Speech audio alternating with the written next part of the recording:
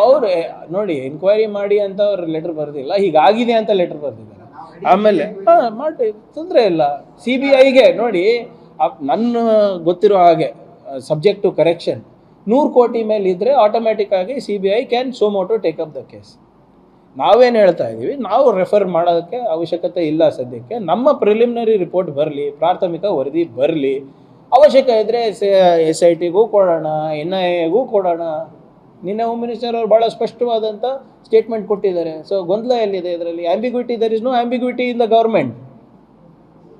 ಕ್ರಮ ತಗೋತೀವಿ, follow up ಮಾಡ್ತೀವಿ, ಅವಶ್ಯಕತೆ ಇದ್ದರೆ CBIಗೂ ಕೊಡ್ತೀವಿ. ಫಸ್ಟ್ ನಮ್ಮ ಸರ್ಕಾರದ ಇನ್ವೆಸ್ಟಿಗೇಷನ್ ಏನಿದೆ ಅದನ್ನು ಹೊರಗೆ ಬರಲಿ ಮೊದಲು. ನೋಡಿ, ರಾಜೀನಾಮೆ ಕೊಡಿಸ್ಬೇಕಾ ಬಿಡಿಸ್ಬೇಕಾ ಅದು CM ವಿವೇಚನೆಗೆ ಬಿಡು. Cabinet is always the prerogative of the chief minister. ಹೌದಾ ಇಲ್ಲ? ಈಗ ಈಗ ಎಲ್ಲ ಸಚಿವರು ರಾಜೀನಾಮೆ ಕೊಡ್ಬೇಕಂದ್ರೆ ವಿಪಕ್ಷದವರು ಹೇಳಿದಾಗ ಅದಕ್ಕೆ ನಾವು ಕೊಡೋಕ್ಕಾಗುತ್ತಾ? ಈ ವಿಪಕ್ಷರ ನಾಯಕರು ಯಾರು ನಮ್ಗೆ ಹೇಳೋಕ್ಕೆ? ಅವರೇನು ಅವ್ರ ಕೆಲಸ ಅವ್ರು ಮಾಡಬೇಕು. ಅವ್ರದ್ದು ಪ್ರಜಾಪ್ರಭುತ್ವದಲ್ಲಿ ಅವ್ರದ್ದಾದಂಥ ಒಂದು ಸ್ಥಾನಮಾನ ಇದೆ. ನಮ್ಮದ್ರಲ್ಲಿ ಏನಾದರೂ ಲೋಪ ಇದ್ದರೆ ಎತ್ತಿಡಿಲಿ. ನಾವೇನು ಅವ್ರ ಥರ ಜಾರ್ಕೊತಾ ಇದ್ದೀರಾ? ಸ್ವಲ್ಪ ದಯವಿಟ್ಟು ಅವ್ರ ಆಡಳಿತ ನಡೆಸಬೇಕಾದ್ರೆ ಏನೇನು ಮಾಡಿದ್ರು ಹೇಳ್ಬಿಡ್ರಿ. ಇದೇ ಹಗರಣಗಳು ಆಗ್ತಾ ಇದ್ದಾಗ ಏನಂದ್ರು ಅವರು?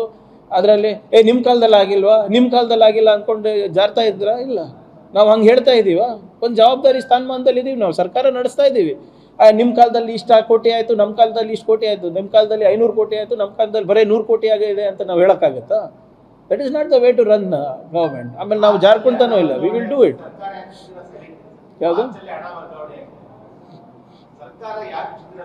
ನೋಡಿ, ಕಾರ್ಪೊರೇಷನ್ ಇವತ್ತೇ ಕಾರ್ಪೊರೇಷನ್ನಲ್ಲಿ ಹಲವಾರು ಕಾರ್ಪೊರೇಷನ್ಗಳು, ನಿಗಮಗಳು ಇರ್ತವೆ ನಮ್ಮ ಇದರಲ್ಲಿ. ಆಮೇಲೆ ಎಲ್ಲನೂ ಇಂಡಿಪೆಂಡೆಂಟಾಗಿ ನಡೀತದೆ. ಸರ್ಕಾರಕ್ಕೆ ಅವರು ಕ್ವಾರ್ಟರ್ಲಿ ರಿಪೋರ್ಟನ್ನು ಕೊಡ್ತಾರೆ, ಅಥವಾ ಯಾವಾಗ ಇವ್ರು ರಿವ್ಯೂ ಮಾಡ್ತಾರೆ ಅವಾಗನ ಕೊಡ್ತಾರೆ. ಯಾವುದೂ ಕೂಡ ಡೈಲಿ ಬೇಸಿಸ್, ಡೈಲಿ ಟ್ರಾನ್ಸಾಕ್ಷನ್ಸ್ ಇಲ್ಲ. ಎಲ್ಲರಿಗೂ ಅವ್ರದ್ದಾದಂಥ ಒಂದು ಫೈನಾನ್ಷಿಯಲ್ ಡಿಸ್ಕ್ರಿಷನ್ ಅಂತ ಇರುತ್ತೆ. MDಗೆ ಒಂದಿರುತ್ತೆ, ಅಧ್ಯಕ್ಷರಿಗೆ ಒಂದಿರುತ್ತೆ, ಪ್ರಿನ್ಸಿಪಲ್ ಸೆಕ್ರೆಟರಿಗೆ ಒಂದಿರ್ತದೆ, ಮಿನಿಸ್ಟರಿಗೆ ಇರ್ತದೆ. ಅವ್ರವ್ರ ಫೈನಾನ್ಷಿಯಲ್ ಡಿಸ್ಕ್ರಿಷನರಿ ಪವರ್ಸ್ ಮೀರಿ ಯಾರು ಕೆಲಸ ಮಾಡೋಕ್ಕಾಗಲ್ಲ. ಆಮೇಲೆ ಇದು ಕಾರ್ಪೊರೇಷನ್ಗಳಲ್ಲಿ ಹಿಂಗೆ ಆಗಿದ್ರೂ ನೇರವಾಗಿ ಡಿಪಾರ್ಟ್ಮೆಂಟಿಗೆ ಇರ್ಬೋದು, ಸರ್ಕಾರಕ್ಕೆ ಇರ್ಬೋದು, ನೇರವಾಗಿ ಗೊತ್ತಾಗೋದಿಲ್ಲ. ಅದು ನೀವು ಹೇಳ್ದಂಗೆ ಯಾವಾಗ ಕ್ವಾರ್ಟರ್ಲಿ ರಿಪೋರ್ಟ್ ಬರುತ್ತೋ ಅಥವಾ ಯಾರನ್ನ ಹಿಂಗೆ ಹೇಳ್ತಾರೋ ಆವಾಗ ಗೊತ್ತಾಗುತ್ತೆ.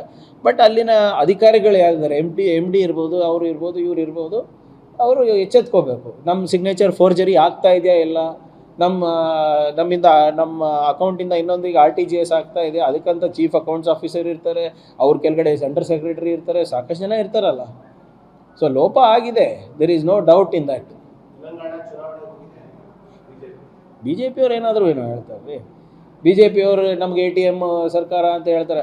ಅವರು ಯಾವ ವ್ಯವಸ್ಥೆಯನ್ನು ನಡೆಸ್ತಾ ಇದ್ರು ಅದೇ ವ್ಯವಸ್ಥೆ ಇಲ್ಲಿ ನಡೀತಾ ಇದೆ ಅಂದ್ಕೊಂಡಿದ್ದಾರೆ. ಅವ್ರ ಹೈಕಮಾಂಡಿಗೆ ATM ಆಗಿರ್ಬೋದು. ಈ ನಮ್ಮ ಸರ್ಕಾರದಲ್ಲಿ ಅಂಥದ್ದು ಯಾವುದೇ ಇದು ಪ್ರಶ್ನೆನೇ ಇಲ್ಲ. ಅದು ಅವ್ರು ಏನಾದರೂ ಅವರ ಅಸ್ತಿತ್ವ ಉಳಿಸ್ಕೊಳ್ಳಿಕ್ಕೆ ಏನಾದರೂ ಮಾತಾಡ್ಕೊಳ್ಳಿ. ಆದರೆ ನಾವು ಇದ್ದಾಗ ಏನು ನಿಮ್ಮ ಮುಂದೆ ಡಾಕ್ಯುಮೆಂಟ್ಸ್ ಇಟ್ಟು ಮಾತಾಡ್ತಾರೆ, ಇಟ್ಟು ಮಾತಾಡಲಿ. We will examine. News first, ನಿರ್ಭೀತಿಯಿಂದ ನಿಮ್ಮ ಪರವಾಗಿ.